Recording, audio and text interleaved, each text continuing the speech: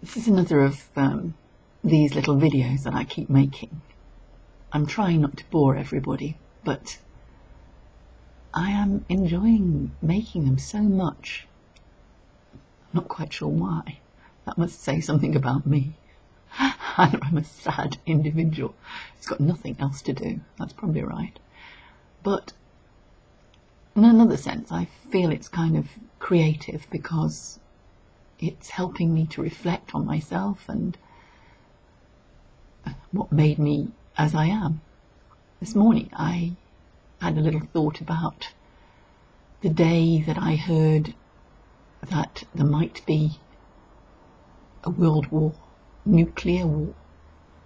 I'm 61 now, but I remember that it must have been early on in the 60s. I can't remember exactly how old I was. I probably was about 12 because 1948 I was born. About 61 to I would have been at the convent school that I used to go to. And I remember that the nuns, either they told us about it or I'd seen it on the television, and I was so scared because nuclear war was a really big thing and the nuns told us all to pray. So that must have hit some button in my brain, which is why I remember it now. We were all scared. I remember one girl bending over her desk and beginning to cry.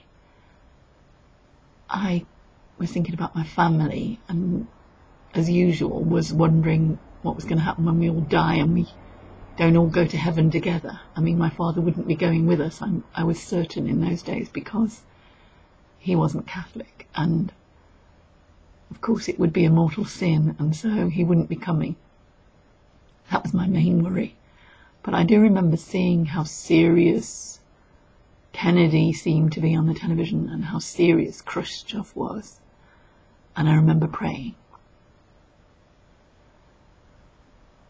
I don't suppose my prayers were answered, but fortunately for me and for all of us, nothing came of it. This crisis, Cuban crisis as it was called, with Castro, and didn't come to anything, but I can tell you, we were scared.